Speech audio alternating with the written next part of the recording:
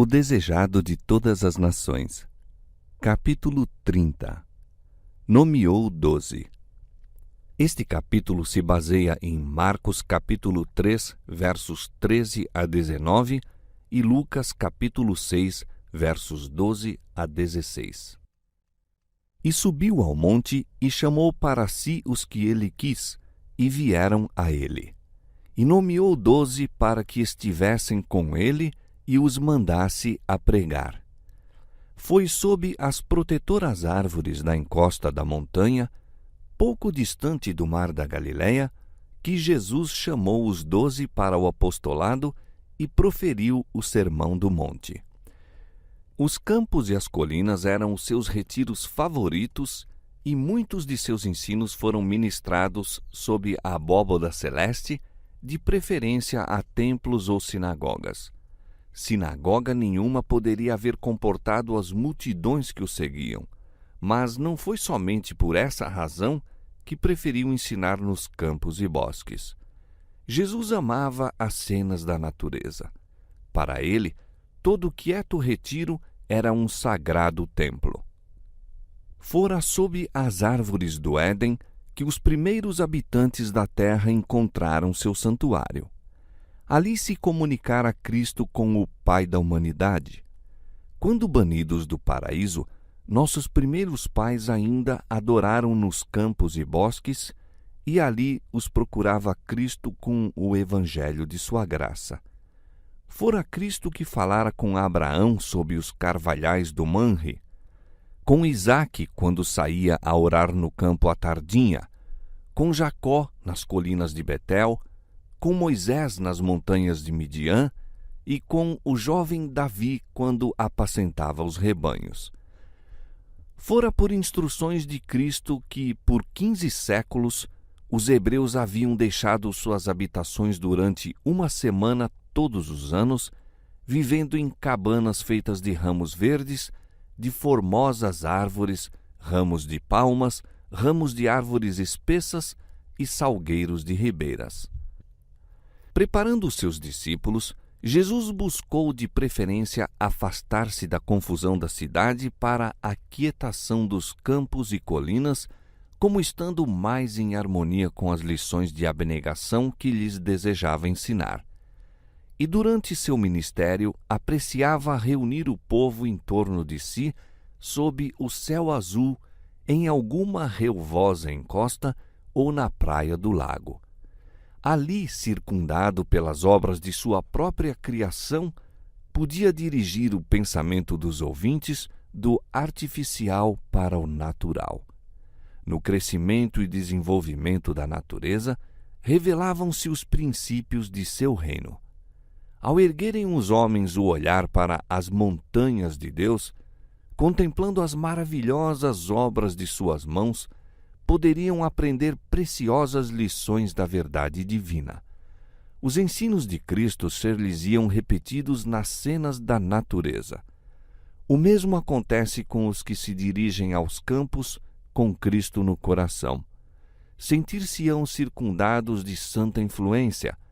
As coisas da natureza evocavam as parábolas de Nosso Senhor e repetem-lhe os conselhos. Pela comunhão com Deus na natureza, eleva-se o espírito e o coração encontra paz.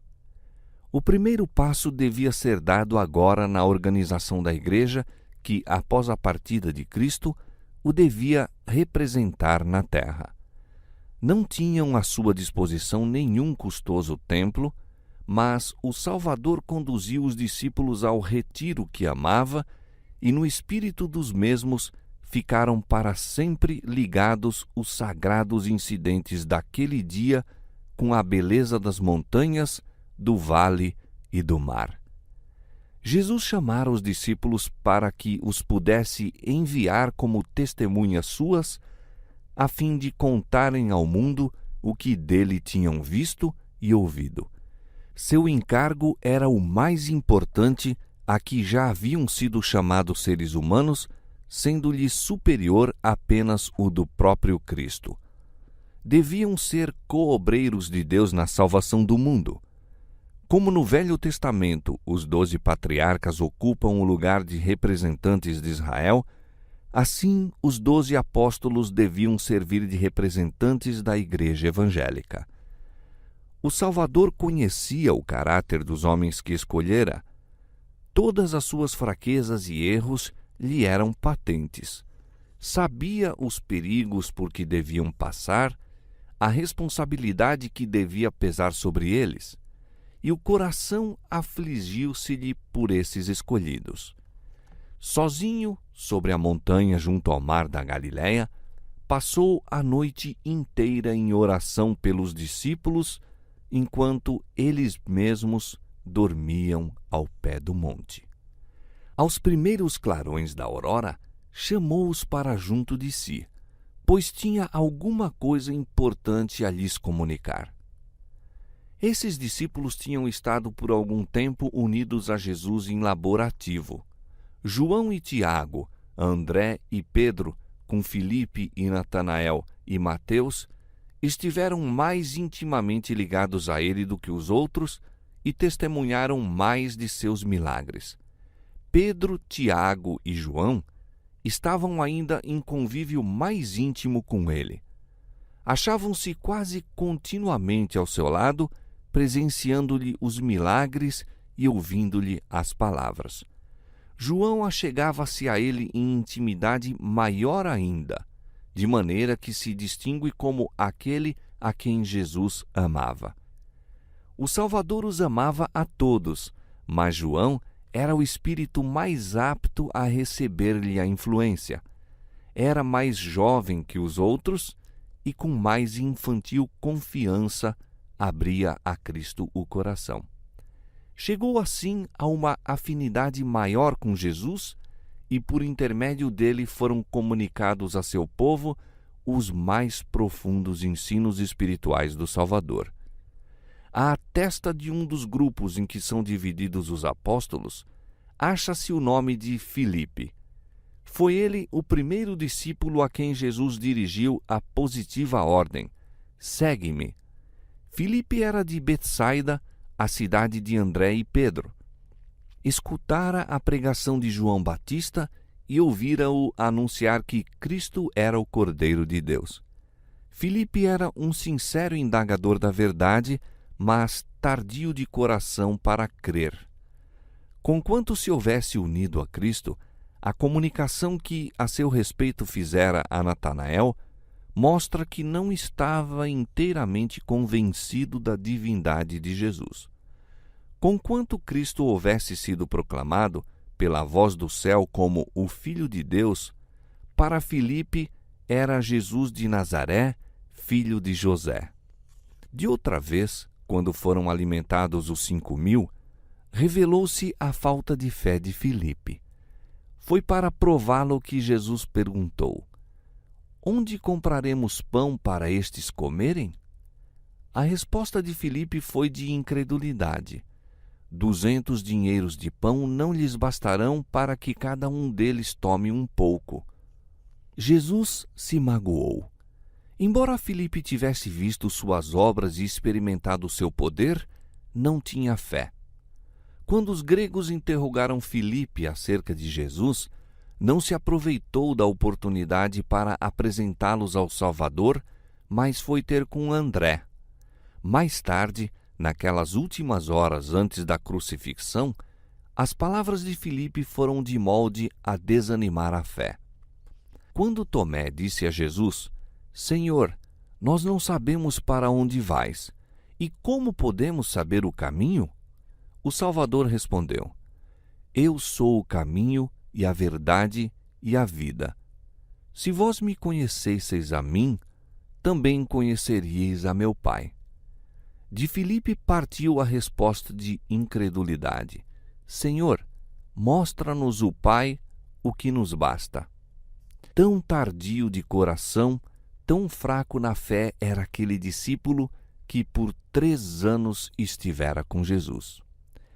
Em feliz contraste com a incredulidade de Filipe, estava a infantil confiança de Natanael. Era homem de natureza intensamente fervorosa, homem cuja fé se apoderava das realidades invisíveis. Todavia, Filipe foi aluno na escola de Cristo e o Divino Mestre lidou pacientemente com sua incredulidade e espírito tardio. Quando o Espírito Santo foi derramado sobre os discípulos, Filipe tornou-se um mestre segundo as normas divinas. Sabia de que falava e ensinava com uma certeza que levava convicção aos ouvintes. Enquanto Jesus estava preparando os discípulos para sua ordenação, um que não fora chamado se esforçou para ser contado entre eles. Foi Judas Iscariotes, que professava ser seguidor de Cristo. Adiantou-se então, solicitando um lugar nesse círculo mais íntimo de discípulos. Com grande veemência e aparente sinceridade, declarou: Senhor, seguir-te-ei para onde quer que fores. Jesus nem o repeliu, nem o acolheu com mostras de agrado, mas proferiu apenas as tristes palavras: As raposas têm covis e as aves do céu ninhos, mas o Filho do Homem não tem onde reclinar a cabeça. Judas acreditava que Jesus fosse o Messias e, ao unir-se aos discípulos, esperava assegurar para si alta posição no novo reino. Essa esperança quis Jesus tirar com a declaração de sua pobreza. Os discípulos estavam ansiosos por que Judas fosse contado entre eles. Tinha imponente aparência, era dotado de perspicácia e habilidade executiva, e eles o recomendaram a Jesus como pessoa que lhe seria de grande utilidade na obra. Surpreenderam-se de que o recebesse tão friamente. Os discípulos tinham ficado muito decepcionados de que Jesus não houvesse buscado obter a cooperação dos guias de Israel. Achavam que era erro não consolidar sua causa com o apoio desses homens de influência. Houvesse ele repelido a Judas, e teriam em seu íntimo posto em dúvida a sabedoria do Mestre. A história posterior de Judas revelar-lhes-ia o perigo de permitir qualquer consideração mundana influir no julgar a capacidade de homens para a obra de Deus. A cooperação de homens, como os que os discípulos estavam ansiosos por conseguir, teria entregue a obra nas mãos dos piores inimigos. Todavia, quando Judas se uniu aos discípulos, não era insensível à beleza do caráter de Cristo. Sentia a influência daquele poder divino que atraía almas ao Salvador. Aquele que não viera quebrar a cana trilhada, nem apagar o fumegante pavio, não repeliria essa alma enquanto nela houvesse um único desejo que o atraísse para a luz. O Salvador lia o coração de Judas, sabia as profundezas de iniquidade a que, se o não livrasse a graça de Deus, havia ele imergir. Ligando a si esse homem, colocou-o numa posição em que poderia ser dia a dia posto em contato com as torrentes de seu próprio abnegado amor. Abrisse ele o coração a Cristo, e a graça divina baniria o demônio do egoísmo, e mesmo Judas se poderia tornar um súdito do reino de Deus.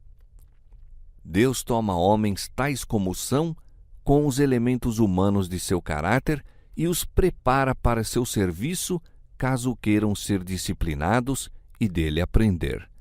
Não são escolhidos por serem perfeitos, mas apesar de suas imperfeições, para que, pelo conhecimento e observância da verdade, mediante a graça de Cristo, se possam transformar à sua imagem. Judas teve as mesmas oportunidades que os outros discípulos.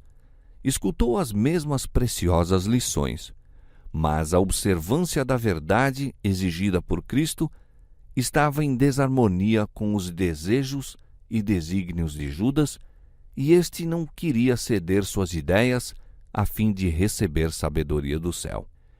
Quão ternamente tratou o Salvador àquele que havia de ser seu traidor. Em seus ensinos, demorava-se sobre os princípios de generosidade que feriam pela raiz a cobiça.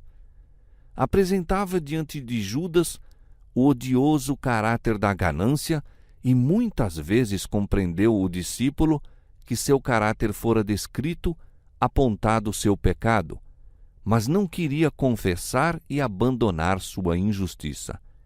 Era cheio de presunção e, em lugar de resistir à tentação, continuava em suas práticas fraudulentas. Cristo estava diante dele, exemplo vivo do que se devia tornar caso colhesse o benefício da mediação e ministério divinos. Mas, lição após lição, caiu desatendida aos ouvidos de Judas. Jesus não lhe passou por sua cobiça nenhuma repreensão de molde a ferir, mas com divina paciência lidou com esse homem faltoso, mesmo quando lhe demonstrava que lia em seu coração como num livro aberto. Apresentou-lhe os mais altos incentivos para proceder retamente e, rejeitando a luz do céu, Judas não teria desculpa. Ao invés de andar na luz, Judas preferiu conservar seus defeitos. Maus desejos, vingativas paixões, sombrios e malévolos pensamentos eram nutridos até que Satanás tomou inteiro domínio sobre o homem. Judas tornou-se um representante do inimigo de Cristo. Quando ele se pôs em contato com Jesus, tinha alguns preciosos traços de caráter que se poderiam haver tornado uma bênção para a igreja. Houvesse ele estado disposto a tomar o jugo de Cristo e ter-se-ia contado entre os principais apóstolos, mas endureceu o coração quando lhe eram apontados os defeitos e, orgulhosa e rebeldemente, preferiu suas próprias ambições egoístas, incapacitando-se assim para a obra que Deus lhe teria dado a fazer. Todos os discípulos tinham sérias falhas de caráter quando Jesus os chamou ao seu serviço. O próprio João, que chegou a ter mais íntimo convívio com o manso e humilde, não era de si mesmo dócil e submisso. Ele e seu irmão foram chamados filhos do trovão. Durante o tempo em que viveram com Jesus, todo menosprezo a ele mostrado lhes despertava a indignação e a combatividade. Mau gênio, vingança, espírito de crítica, tudo se encontrava no discípulo amado. Era orgulhoso e ambicioso de ser o primeiro no reino de Deus, mas dia a dia, em contraste com seu próprio espírito violento, contemplava a ternura e longanimidade de Jesus e aprendia-lhe as lições de humildade e paciência. Abriu o coração à divina influência e tornou-se não somente ouvinte, mas cumpridor das palavras do Mestre. O próprio eu escondeu-se em Cristo, aprendeu a levar o jugo de Jesus, a suportar-lhe o fardo. Jesus reprovava seus discípulos, advertia-os e avisava-os, mas João e seus irmãos não o deixavam. Preferiam a Jesus apesar das reprovações. O Salvador não se afastava deles por causa de suas fraquezas e erros. Continuaram até ao fim a partilhar-lhe as provações e aprender as lições de sua vida. Contemplando a Cristo, transformaram-se no caráter. Os apóstolos diferiam largamente em hábitos e disposição. Havia o publicano Levi Mateus e o ardente zelote Simão, o intransigente inimigo da autoridade romana, o generoso e impulsivo Pedro e Judas, de vil espírito, Tomé, leal se bem que tímido e temeroso, Filipe, tardio de coração e inclinado à dúvida, e os ambiciosos e francos filhos de Zebedeu com seus irmãos. Estes foram reunidos com suas diferentes faltas, todos com herdadas e cultivadas tendências para o mal. Mas em Cristo e por meio dele, deviam fazer parte da família de Deus, aprendendo a tornar-se um na fé, na doutrina, no espírito. Teriam suas provas, suas ofensas mútuas, suas divergências de opinião. Mas enquanto Cristo habitasse no coração, não poderia haver discórdia. Seu amor levaria ao amor de uns pelos outros.